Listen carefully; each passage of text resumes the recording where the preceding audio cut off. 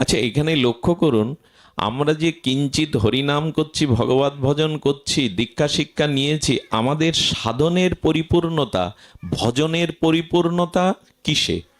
খুব লক্ষ্য করতে বলছি কথাটি। আমরা যে ভজন সাধন করছি এর প্রাপ্তি কিসে?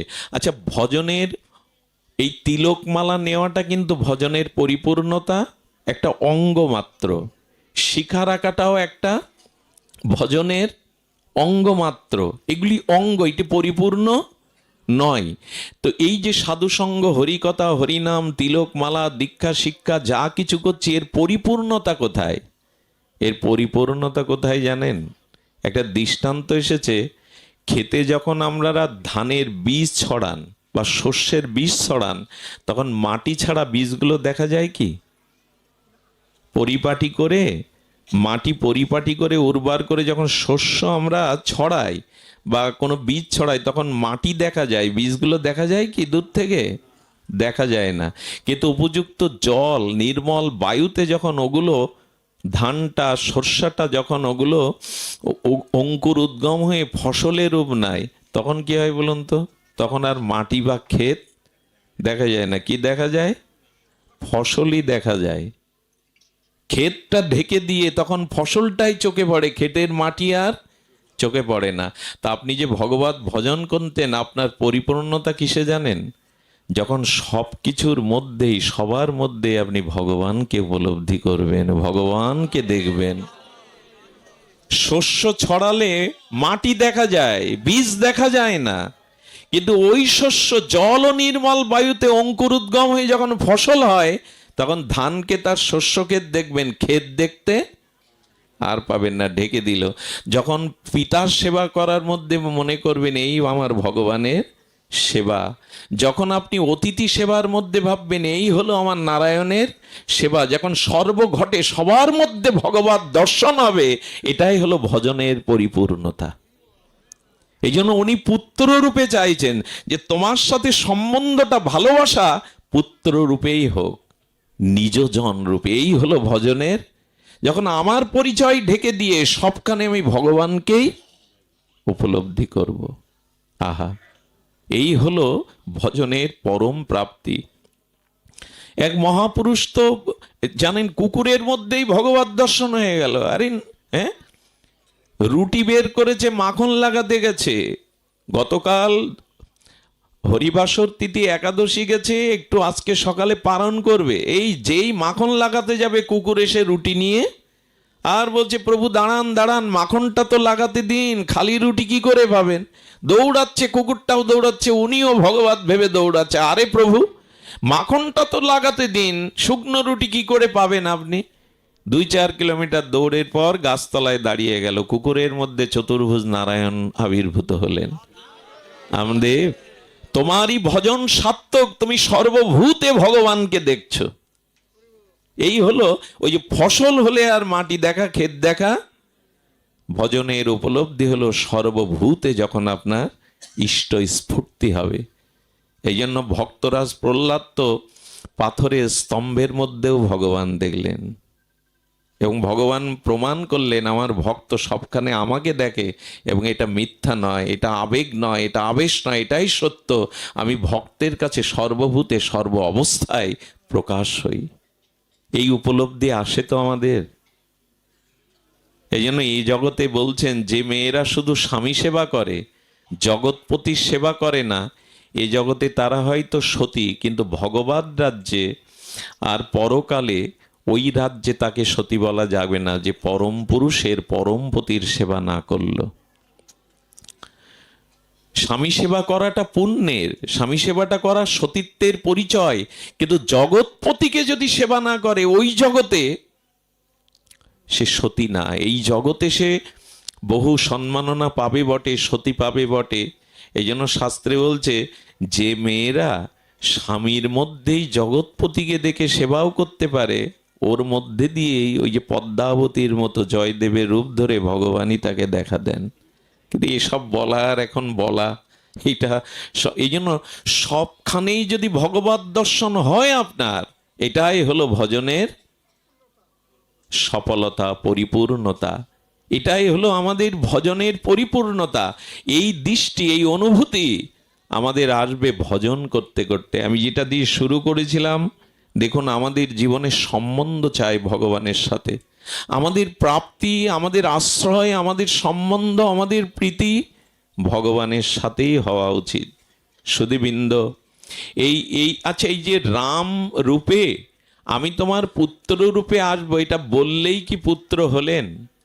ভগবানকে পাওয়ার জন্য দেখুন ত্যাগ, তিতিক্ষা, আপনার জীবনে কত সাধনা চায়। একটা কথা একটু মায়েদের, বাবাদের বলি, যারা গৃহী আমরা, তাদের জন্য এই কথাটি প্রয়োজন। একটা জিনিস বলি, ভোগের দ্বারা কামনার দ্বারা যারা জগতে আসে তারা সন্তান না, তারা একসময় শয়তানের রূপ নেয়। তপস্যার দ্বারা জগতে যারা আসে তারাই প্রকৃত সুসন্তান হয়। আজ এই জিনিসটা আমাদের সমাজের খুব বেশি করে আমাদের একটু অনুধাবন করা দরকার। কামনার দ্বারা, বাসনার দ্বারা, চরিতার্থ, ইন্দ্রিয় চরিতার্থের দ্বারা যাদের জন্ম হয় তারা হয় কামর সন্তান। সন্তান পাওয়াটা সাধনার ব্যাপার, তপস্যার ব্যাপার। এই যে মনু তপস্যা করলেন, এরপরে তিনি দশরথ রূপে অযোধ্যায় এলেন। শুধু আসেননি, এই অযোধ্যাতে এসে তার মতো রাজা ভারত ভূখণ্ডে ছিল না। সূর্যবংশের দশরথ দেবতা ইন্দ্রদেরও আসন ছেড়ে দিত দশরথ স্বর্গে গেলে। অসুরদের সাথে যুদ্ধে উনি নিজে যুদ্ধ করতেন। উনি 10 দিকে একই সাথে রথ ছোটাতে পারতেন, এত পরাক্রম ছিল। এবং উনি ছিলেন দাতা, যাজ্ঞিক। রামচন্দ্রকে কি করে পেল দশরথ? কি করে পেল?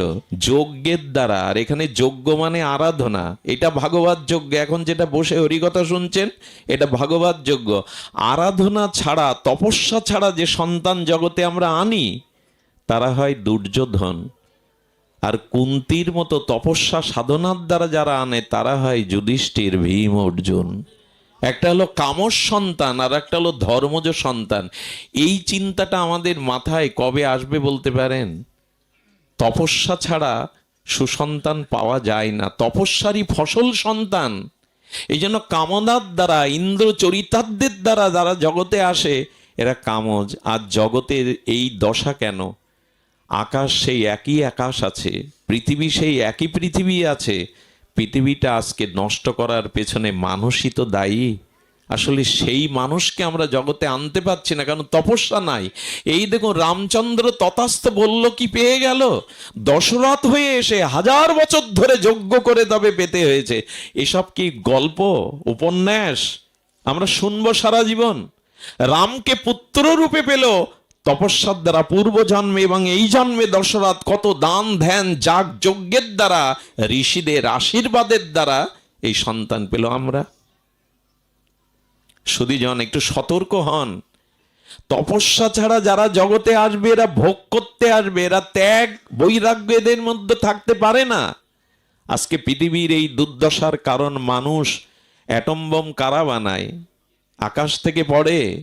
এই মানুষই, এই পৃথিবীটার আজকে এই দুর্দশার কারণ মানুষ, অন্য কেউ না। বৃক্ষ, লতা, জল, আকাশ, এই প্রপঞ্চ নয়, মানুষই সবকিছুর মূল। এই জন্য ভালো মানুষ তৈরি করবার জন্য এই দেখুন আমাদের রামায়ণ মহাভারত সাধারণ কোনো গ্রন্থ নয়, এগুলো ভাগবত দর্শন, জীবন দর্শন। তপস্যা করতে লাগলো দশরথ। আরো কত দাতা জানেন? আরো সেই তপস্যার দ্বারা রামই এলেন, ভগবান এলেন। সুধীবৃন্দ, কিন্তু পাওয়ারও বিষয় আছে। আচ্ছা, যদি পুত্ররূপে ভগবানকে পেলেন, মুখাগ্নিটা রাম করতে পারলেন না, এবং পিতার মরার পরে পাশেও ছিলেন না, অন্ত্যেষ্টিক্রিয়া করতে পারলেন না কেন? এই প্রশ্ন যদি আসে, এত তপস্যা করে তোমাকে পুত্ররূপে পেল, কিন্তু মৃত্যুর সময় তুমি তার পাশে থাকলেন, এমনকি মুখাগ্নি, চিতার কাজটা ভরত করেছিল, রাম করেনি। এর কারণ কি? এগুলো আমাদের জানতে হবে, এগুলিই আমাদের সনাতন দর্শন। কারণ কি জানেন?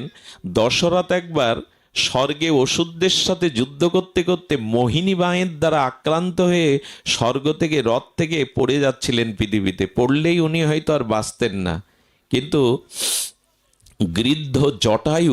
গৃধরাজ জটায়ু এসে রথ সহ দশরথকে কোল পেতে ধরেছিলেন। ওনাকে বাঁচানোর পরে বলেছিলেন যে আমি তোমাকে কি দিয়ে আশীর্বাদ করতে পারি? বললো, আপনি চক্রবর্তী সম্রাট, আপনি মহারাজ দশরথ, আপনাকে এইটুকু আমি সেবা করতে পারলাম, এতে তো আমি ধন্য। গিরিধরাজের এই বাণী শুনে অত্যন্ত প্রসন্ন হয়েছিলেন। তখন বলেছিলেন, তুমি আমার কাছে কিছু চাও, আমি তো রাজা। বলে, না, আমি যা চাই তা আপনি পূর্ণ করতে পারবেন না, কারণ আমার যা চাওয়া সেটা আপনার কাছে নাই। বলে, একবার বলুন তো। বলেন, আমার কোনো সন্তান নেই, আমি একটি সন্তান চাই। তো আপনার নেই, তো আপনি আমাকে কি আশীর্বাদ দিবেন সন্তান? তখন বলে, আজ নেই, কিন্তু জেনে রাখো তপস্যা যজ্ঞের দ্বারা আমি সন্তান পাবো। উনি তো জানতেন, ভজন করে এসছেন। এবং আমার প্রথম সন্তানকে আমি কথা দিলাম তোমাকেই সম্প্রদান করে দেব। ভগবান আদর্শকে, সত্যকে, ধর্মকে প্রতিষ্ঠার জন্য জগতে আসেন। রাম জানতেন না? রাম বাঁচাতে পারতেন না বাবাকে? ফিরে এসে বাবার অন্ত্যেষ্টিক্রিয়া করতে পারতেন না? কিন্তু বাবার সত্য রক্ষার জন্যই তো তার বনবাসে যাওয়া। এ কথা রেখেছিলেন। সীতা উদ্ধারে জটায়ু যখন পাগনা হারিয়ে ওইখানে ধুকে ধুকে মরতে থাকে, তখন একজন বলছিলেন, জটায়ু, কোথায় ত্রিলোক বিজয়ী দেবতাদের ত্রাস রাবণের সাথে তুমি যুদ্ধ করতে গেছো? বলে, সীতা আমার মা, একজন পরনারীকে একজন হরণ করে নিয়ে যাবে, দেবতারা চুপ থাকলে আমি চুপ থাকবো না। বিবেক কাকে বলে দেখুন। সীতা হরণ হচ্ছে, এটা দেবতারা দেখেনি, মনি ঋষিরা দেখেনি, কেউ এগিয়ে আসেনি সেদিন। এই গিদ্ধ জটায়ু তিনি বললেন, আমি চুপ থাকতে পারি না। বিবেক কি জিনিস দেখুন। বলে, আমি একজন পরস্ত্রী হরণ হচ্ছে, জননে আমি দেখতে পারি না। বলে, যুদ্ধ করতে গিয়ে এখন পাগনা হারিয়ে ধুকে ধুকে মরো। পাগনা থাকলে তো উড়ে যেতে পারতে, তীর্থে যেতে পারছে, যেখানে ভগবান সেখানে যেতে পারতে। তখন উনি বললেন, আমি ধর্ম রক্ষার জন্য, ভক্তি দেবীকে রক্ষার জন্য আমি প্রাণ দিতে গেছি, আমার পাগনা চলে গেছে, এখন ভক্তির জন্য আমি আমার শক্তি দিয়ে দিয়েছি, এখন আমি ভগবানের কাছে যাব না, এখন ভগবানেরই দায়িত্ব আমার কাছে আসা। এই দেখুন, সেবা, আগেই বলেছি সেবা ছাড়া ধর্ম নাই। বলেন, আমি ভক্তি রক্ষার জন্য আমার শক্তি জলাঞ্জলি দিয়েছি, এখন শক্তিরই কাজ আমার কাছে আসা। এবং রাম ও কথাটি জানতেন। জানেন, জটায়ুর সামনে এসে রাম কাঁদছেন। একটা পাখিকে দেখে কাঁদবে কেন? জটায়ুকে দেখে এসেছো রাম, এসেছো তুমি? হ্যাঁ, আমি এসেছি। যখন রামের চোখে জল দেখে বলছে, কাঁদছো কেন? বললে, আমার বাবা হারা, আজ থেকে আপনি আমার পিতা, আসুন আমার বুকে আসুন। এই যে পিতা কথা দিয়েছিল, ভক্তের মহিমা দেখুন। রামচন্দ্রকে কেন মর্যাদা পুরুষোত্তম বলা হয়? বলেন, আজ থেকে আমি পিতৃহারা নয়, আপনি আমার পিতা। বুকে জড়িয়ে ধরলেন। কি করেছিলেন জানেন? হাতের উপরে, কোলের উপরে জটায়ু দেহত্যাগ করলে তার অন্ত্যেষ্টিক্রিয়া রাম নিজেই করেছিলেন, দশরথের করেননি। কারণ রাম চোখে জল নিয়ে বলেছিলেন, হে পিতা, আপনি সঁপে দিয়েছিলেন, কথা দিয়েছিলেন, জটায়ু আমার বড় পুত্রকে আমি তোমাকে দান করব, আমি পুত্রের কাজ করেছি। অন্ত্যেষ্টিক্রিয়াটা করেছিলেন তিনি। এই জন্য সেবা ছাড়া কোনো ধর্ম হতে পারে না। আজ একটা গিদ্ধ জটায়ু, শগুনের সম্প্রদায়ের তিনি অধিরাজ, আজ তিনি রামচন্দ্রের বুকে দেহ ত্যাগ করলেন। প্রভু পূর্ণ ব্রহ্ম সনাতন তাকে নিজে বৈকুণ্ঠে পাঠিয়ে দিলেন এবং অন্ত্যেষ্টিক্রিয়া পিতার মতো পুত্র হয়ে করলেন। তিনি পিতার দায়িত্ব পুত্র যেভাবে পালন করে। এই জন্য কার কাছে ভগবান আসেন, কার কাছে মহাপুরুষগণ আসেন? আমাদের তপস্যা আছে, সাধনা আছে। আজ দরকার জগতে একটা ভালো পুত্রের, আজ দরকার একজন আদর্শবান ভক্তের। একটা মানুষ একটা জাতিকে জাগাতে পারে, আর তার জন্য তপস্যা চাই।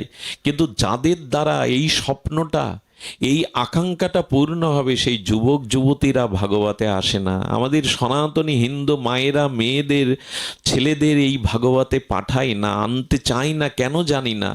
আশ্চর্য হতে হয়, জামাইবাবু বাড়ি আসলে বড় মেয়েটার সাথে ফাংশনে, সিনেমায়, থিয়েটারে মেয়েটাকে পাঠায়, অথচ ভাগবতে আনে না। ওদেরই সামনে এই দিন, যারা জগতে বিবেকানন্দের মতো, ঠাকুর অনুকূল চন্দ্রের মতো, স্বামী প্রণবানন্দের মতো একজন মহাপুরুষকে জগতে আনবে। আর জগতের খুব বড় প্রয়োজন একজন আদর্শ সন্তানের। আমাকে অনেক আক্ষেপ করে অনেকেই বলেন, দাদাজি এভাবে রাত দিন ছুটে আপনার যা অবস্থা, আপনি মরে গেলে কাউকে রেখে যাচ্ছেন তো আপনার জায়গায়, আপনার জায়গায় কাউকে রেখে যাচ্ছেন যে সে আপনার ভূমিকাটা, দায়িত্বটা পালন করবে। এটা পাওয়া বড় মুশকিল, এই স্থানে বসানোর পাওয়া বড় মুশকিল। সনাতন ধর্মের মানুষদের জিজ্ঞাসা করুন, ছেলেকে ইঞ্জিনিয়ার, ডাক্তার, উকিল বানান, তাতে কারো আপত্তি নেই। কে না চায় আমার সন্তানটা 10-এর একজন হোক? কিন্তু তাকে ভক্ত করতে চান, তাকে বৈষ্ণব করতে চান। একটি গৃহে যদি একটা ভক্ত সন্তান জন্ম নেয়, তার 21 কুল পর্যন্ত ভগবান উদ্ধার করেন। ডাক্তার হলে সম্মান পাবেন, টাকা পাবেন ঠিকই, সার্থক মনে হবে। উদ্ধার করার ক্ষমতা ডাক্তারের নেই যদি ভক্তি না থাকে, ভজন না থাকে। তাই ডাক্তার মাস্টারের সাথে সাথে সন্তানদের একটু ভক্ত তৈরি করুন। কিন্তু এইখানেই তো পিতামাতার বাধা। যদি একটু নিরামিষ পেতে শুরু করে, তিলক নিতে শুরু করে, প্রথম বাধা বাবা মাই হয়ে দাঁড়ায়। পড়াশুনো কর, নিজের পায়ে দাঁড়া, চাকরি বাকরি কর, তারপরে ধর্ম করিস। অন্য জাতিদের দিকে তাকিয়ে দেখুন, আমাদের পার্শ্ববর্তী অন্যের ধর্মের দিকে তাকিয়ে দেখুন, তারা সন্তানকেই বলি দিয়ে দেয় ধর্মের জন্য। যা, আমার একটা ছেলেকে আমি দিয়ে দিলাম ধর্মের জন্য। তারাই সামনে এসে দাঁড়ায়। আজ তাদের ওয়াজে গিয়ে দেখুন, ওখানে কারা? ওখানে যুবকরাই প্রথম সারিতে, মিছিলের প্রথম সারিতে দাঁড়ায়। এই জাতি আমরা মনে করি যে বৃদ্ধ বয়সেই ধর্মকর্ম, বৃন্দাবনে বাস, হরিনামের মালা বৃদ্ধ বয়সেই। এই জাতির মেরুদণ্ড যদি ভাঙা থাকে, সে মানুষ উঠে দাঁড়াবে কি করে ভালো সন্তানের জন্য? আজকে যে ঘটনা, ভগবান মনু তিনি তপস্যা করে আর দশরথ রূপে যজ্ঞ করেই ভগবানকে পুত্র রূপে পেয়েছিলেন। আমাদের আশা জাগে না বংশে একজন পরম বৈষ্ণব আসুক, একজন সুসন্তান জগতে আসুক, যার দ্বারা জগতের প্রভূত কল্যাণ হবে? আমি নিবেদন করব, এইদিকে ধ্যান দিন। সাধনা ছাড়া, ভগবত চরণ আশ্রয় ছাড়া, উপলব্ধি ছাড়া এটা আমাদের জাগতে পারে না। আজ ভাগবতের এই জন্য প্রয়োজন। পিতামাতার ভূমিকার কথা বলে আজ পাঠ বিশ্রাম করি, পারলে এই ভূমিকাটা মনে রেখে যান। খুব অপূর্ব একটু লীলা, এটি বলেই আজকের হরিকথার আমি পূর্ণ বিশ্রাম রাখবো। মনে পড়ে আপনাদের বিভীষণের কথা? বিভীষণের কথা আপনাদের মনে পড়ার কথা। দেখুন, ত্যাগ না থাকলে, সেবা না থাকলে যে ধর্ম হয় না, আমি একটু আগে বললাম। আচ্ছা বলুন তো, অযোধ্যার সাথে লঙ্কার পার্থক্য কি? লঙ্কায় গিয়ে এখন কেউ প্রণাম করে তো রাবণকে? না অযোধ্যায় গিয়ে রাম মন্দির দেখে রামচন্দ্রের ধুলি ওখানে মাখতে চায়? কোন ধুলি মাখে একটু কথা বলুন? অযোধ্যার ধুলি তো মাকে, ওটাকেই ধাম মনে করে, তীর্থ মনে করে না, ওটাই ধাম। কিন্তু লঙ্কার অযোধ্যার মধ্যে পার্থক্য, লঙ্কা তো সোনায় মোড়ানো, সোনার লঙ্কা। কেন? সোনা দিয়ে বাঁধানো, সেখানে মানুষ যাবে না, ওই ধুলি মাখবে না। অযোধ্যার ধুলি কেন মাখবে? এটা অপূর্ব কথা এসেছে, মার্মিক কথা। সোনা দিয়ে মোড়ানো থাকলেই সে মাটি ধন্য হয় না, সেই স্থান ধন্য হয় না। কিষ্কিন্ধা, সুগ্রীবের রাজ্য, প্রভু রামচন্দ্র বালিকে বধ করে সুগ্রীবকে বসালেন। কিষ্কিন্ধার প্রাকৃতিক শোভা আছে, পাহাড় পর্বত বনাঞ্চল, কিন্তু ওখানে গিয়ে তো কেউ ধুলি মাখে না। অযোধ্যার ধুলিতে গড়াগড়ি দিয়ে ওখানে রাম রাম করে কেন সাধুরা বসে? এর কারণ কি বাবা? কারণ একটাই, তার কারণ হলো রামচন্দ্র বললেন, শোনো, আজ বিভীষণ রাবণকে ত্যাগ করে আমার আশ্রয়ে এসেছিল, আর রাবণের পরিবর্তে ওই লঙ্কার রাজাও তিনি, তার মনে প্রথম জীবনে ইচ্ছা ছিল লঙ্কার অধিপতি হওয়ার। এই আশা নিয়েই রামচন্দ্রের কাছে গিয়েছিলেন। অর্থাৎ ওই মাটিতে ত্যাগের থেকে ভোগ বেশি। এক ভাই চলে গেল, আর এক ভাই ক্ষমতায় বসলো। এখানেও দেখুন, এখানে বালিকে বধ করে তার আপন ভাই রামচন্দ্রের সাথে সম্পর্ক করে বালিকে সরিয়ে ওই সিংহাসন সুগ্রীব নিয়ে নিল। আর অযোধ্যার দিকে তাকান, এক রাম বনবাসে গেছে, আর একজনের জোর করেও সিংহাসনে বসানো যাচ্ছে না। তিনি পাদুকা নিয়ে 14টা বছর কেঁদেছেন ওই মাটিতে, আমি তোমার দাস, আমি রাজা হওয়ার যোগ্য নই, এ আসন আমার জন্য নয়। ওখানে এক ভাইকে সরিয়ে আর এক ভাই আসন নিল, আর এখানে সিংহাসনে না বসে ভরত কি করতো জানেন? চিত্রকূটে রামকে ফিরিয়ে আনতে গিয়ে পারিনি, তাই বলেছিল আপনার চরণ দুখানা দেন। আমার মা আমার কাছ থেকে সব কেড়ে নিয়েছে, কইকেয়ী মা, প্রভু তোমার চরণ কেড়ে নিয়েছে, আমার জীবন থেকে সব কেড়ে নিয়েছে। 14 বছর মায়ের মুখ দেখেনি। কি করেছিল জানেন? ভরত ওই পাদুকা খড়ম নিয়ে ত্যাগ ছাড়া, সেবা ছাড়া, ত্যাগ ছাড়া সে মাটি ধন্য হতে পারে না, সেখানের তীর্থ ধাম হতে পারে না। ওই খড়ম নিয়ে সিংহাসনে রেখে ভরত কি করেছিল জানেন? তো অদ্ভুত কথা, ভরত মাটিতে শোয়নি 14 বছর। মাটিটা 1-1.5 হাত কেটে, বড় কেটে নিচে শুয়েছিলেন। শত্রুঘ্ন বলেছিল, দাদা আপনি মাটিতে কেন শয়ন করছেন না? দাদা তো মাটিতে, জঙ্গলে, বনে। আপনার প্রভু রামচন্দ্র তিনি তো মাটিতেই শয়ন করেন, আপনি কেন মাটি কেটে নিচে শয়ন করছেন? বলেন, আমি যে তার চরণের দাস, দাস প্রভুর সমপর্যায়ে থাকতে পারে না। আমার প্রভু আমার জন্য জঙ্গলে, বনে বনে, মাটিতে শয়ন করছেন, আমি তার চরণের দাস, আমার মাটিতে শোভা পায় না। তাই প্রভুর খাটে দাস কখনো থাকতে পারে না, নিচে থাকতে হয়, নিচে থাকতে। 14 বছর কি খেয়েছিলেন জানেন? ত্যাগ ছাড়া, সেবা ছাড়া ধর্ম হয়? শুধু ভোগ করে যাব, জাগতিক ভোগ বিলাসে কাটাবে তো হয় না। 14টা বছর একটু দুধ আর ফলকেই ভরত 14 বছর কাটিয়েছেন, কারো মুখ দেখেনি। ওই সিংহাসনে তার পাদুকাকেই ছায়া দিয়ে সেবা করেছেন। রাজ সুখ চাননি, স্ত্রীর মুখও দেখেননি, বলেছিল কখনো আমাকে মুখ দেখাবে না, দূর থেকে দেখে সবাই চলে যেত। আর ভরত কি করতো জানেন? রাত 12টায় সরজু নদীতে স্নান করতে যেত। একজন মহাত্মা বলছেন, ভরত স্নানের নিয়ম তো ব্রাহ্ম মুহূর্তে, ভোরবেলা, তুমি এখানে এসো কেন রাত দুপুর বেলা? বলেন, আমার কারণে প্রভু আজ বনবাসে, এই মুখ যদি ভোরবেলা সাধুরা দেখে তাদের ভজন নষ্ট হবে। আমার এই মুখ দেখলে সাধুদের ভজন নষ্ট হবে। তাই রাত্র দ্বীপ্রহরে স্নান করতে আসেন ভরত। এই মাটিকে মানুষ প্রণাম করবে না, গড়াগড়ি দেবে না, তো লঙ্কার মাটিকে প্রণাম করবে? যে জাতির মধ্যে, যাদের মধ্যে যত সেবা, ত্যাগ, বৈরাগ্য আছে, তারাই জগতে মহান হয়, তারাই জগতে পূজিত হয়। এই জন্য মানুষের জীবনে ত্যাগ থাকতে হবে, সংযম থাকতে হবে, ব্রত থাকতে হবে। এই ত্যাগের কথা পিতামাতার ভূমিকা দেখুন। বিভীষণের ছেলে তরণী সেন, মাত্র 13 বছর বয়স, লঙ্কার সবাই মারা গেছে, বাকি আছে 2 জন, রাবণ এবং এই তরণী সেন।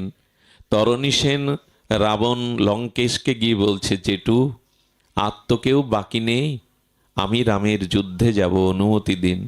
বুকে জড়িয়ে ধরে বললেন, বংশের প্রদীপ দেওয়ার তো কেউ নেই, তোর পিতাও আমার কাছে নেই, আমি তোকে অনুমতি দিতে পারি না।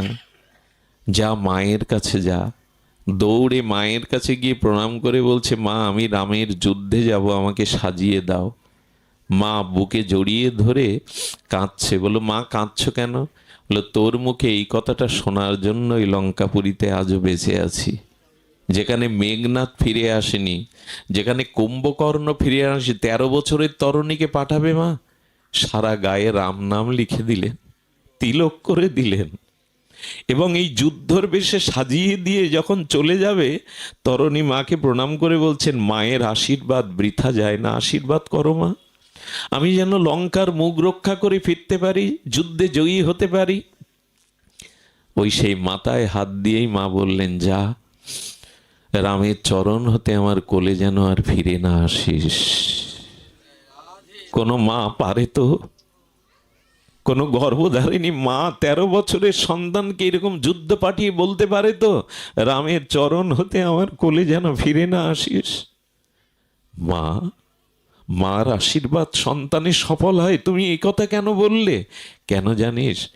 এই চরণে ফিরে এলে, এখানে ফিরে এলে জন্ম মৃত্যু অভিশাপ ঘুষবে না। কিন্তু যে চরণে তোকে পাঠাচ্ছি, ওই চরণে যদি নিজেকে সঁপে দিতে পারিস, তবে এই অভিশপ্ত সংসারে আর আসা যাওয়া করা লাগবে না। যা তরণী, প্রভুর চরণে যা। 13 বছরের কিশোরকে পাঠাচ্ছেন মা এই বলে। সেই রামায়ণ আমারই, সেই মহাভারত আমার, সনাতন ধর্মের এই মহামূল্যবান তত্ত্বগুলো আমরা না জানলাম, না জীবনে আচরণ করলাম, না এই সেবায় আসলাম। এ তো গেল মায়ের কথা। এবার শুনুন বাবার কথা। কি ত্যাগ এই ধর্মের, এই সনাতন ধর্মের ইতিহাস। আমাদের যে ইতিহাস সেটি আমরা যদি উপলব্ধি করতাম, আজ এভাবে আত্মকেন্দ্রিক হতে পারতাম না। সমাজের দিকে, জগতের দিকে আমাদের এই ত্যাগ বৈরাগ্য থাকতো। রামচন্দ্রের যুদ্ধে গিয়ে যখন বাণ বরিশন করছেন রামের বাণটা ফুলের মালা হয়ে তরণীর গুলে পড়ছে। কারণ কি জানেন, ও তো ভক্ত, সমস্ত গায়ে রাম নাম লেখা, নাম আর নামিতে কোনো, তো প্রভু কার গায়ে বাণ মারবেন? ওই দেহটাই তো রামের চরণে সঁপে দেওয়া। রাম নাম এবং নামীর সাথে কোনো নাম এবং নামই অভিন্ন। বিভীষণকে বলছে, বিভীষণ, কে এই বালক যাকে বাণ মারলে মালা হয়ে গলে পড়ছে? বিভীষণ চিন্তা করলো, আজ যদি পুত্রের পরিচয় দেই, প্রভু ওকে বধ করবে না, প্রভু চরণে নেবে না। চোখের জল আড়াল করে বলছেন, চোখেই শুকিয়ে বলছেন, প্রভু ওকে আমি চিনি না, তবে ও রাক্ষস কুলে এসছে তো অনেক মায়া জানে, ওর দেহে যে তোমার নাম, দিব্য নাম লেখা, ও মায়া করে এসছে তোমাকে বশ করতে। রাক্ষসকে বিশ্বাস করো না প্রভু, বিশ্বাস করো না। রাম বারবার চেষ্টা করেও ভগবান কি করে তার ভক্তকে বধ করবে?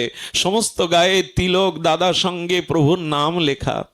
এই যে বৈষ্ণবরা দাদার সঙ্গে তিলক দেয়, এটা সাধারণ চিহ্ন না, বৈকুণ্ঠের চিহ্ন। এগুলি যদি ঠিক ঠিক মর্যাদা দেওয়া যায়, যম আপনার কাছে আসবে না, একথা ভাগবতেই বলা আছে। এগুলো দিব্য চিহ্ন, এগুলো বৈকুণ্ঠের চিহ্ন, এগুলো ছেলে খেলা নয়, নিজেকে সাজানো নয়। এই দাদার সঙ্গে রাধাকুণ্ডের রজ গোপীদের তিলক যারা দেয়, যার মর্যাদা দেয়, যম তাদের কাছে আসবে না। বললেন, প্রভু ও রাক্ষস, ওকে বাণের দ্বারা, আসলে ওর মৃত্যুবান আপনার জানা নেই প্রভু, আমার জানা আছে ওর মৃত্যুবান। 13 বছরের সন্তানকে নিজের মৃত্যুবান পিতা তুলে দিতে পারে? বলেন, প্রভু বৈষ্ণব বাণের দ্বারাই ওকে মারা যাবে, যে কোনো বাণেও মরবে না। নিজের পুত্রের মৃত্যুবান নিজে হাতে তুলে দিলেন। রামচন্দ্র যখন ধনুকে যোজনা করলেন, ওর মাথাটা, ওই বাণের দ্বারা ওর মাথাটা আর দেহটা, ধরটা আলাদা হয়ে পড়ল। বিভীষণ ছুটে গিয়ে তরণীর মাথাটা নিয়ে আড়ালে কাঁদছেন ঝরঝর করে। রামচন্দ্র পেছন থেকে রঘুপতি এসে স্কন্ধে হাত দিয়ে বলছেন, বিভীষণ, মিতা কাঁদছ মানে ও তোমার আপনজন, ও তোমার আপনজন। কোলে করে নিয়ে বলছে, প্রভু জগতে ওকে পুত্র রূপে আমার কাছে আপনি পাঠিয়েছিলেন, আমার পুত্র তরণী। বলেন, পুত্রের জন্যই যদি কাঁদবে তবে পরিচয় গোপন করলে কেন? বললেন, প্রভু পুত্র শোকে কাঁদছি না, তো কি জন্য কাঁদছ? বললেন, ওর ভাগ্য দেখে কাঁদছি, ও পরে এসে আগে আপনার চরণ পেল প্রভু। ওর ভাগ্য দেখে কাঁদছি, ও পরে এলো কিন্তু আপনার চরণ পেল। দেখো প্রভু, ওর কাটামুন্ড হতে একটি দিব্য নাম ধ্বনিত হচ্ছে, সিয়ারাম সিয়ারাম সিয়ারাম জয় রাম। এতটা ভক্তি যে ওর কাটামুন্ড থেকেও যেটুকু প্রাণ উপপ্রাণ ছিল তার থেকে রাম রাম বলছে। প্রভু কাটামুন্ড যার প্রভুর নাম নেয়, সেই পুত্রকে পেয়ে আমি ভাগ্যবান। কাঁদছি কেন জানো? কাঁদছি কেন? যে তোর মতো দশা যেন আমার হয় রে তরুণী। তোর কাটামুন্ড। রামচন্দ্র বুকে জড়িয়ে ধরে কাঁদছেন, এত আত্মত্যাগ তোমার।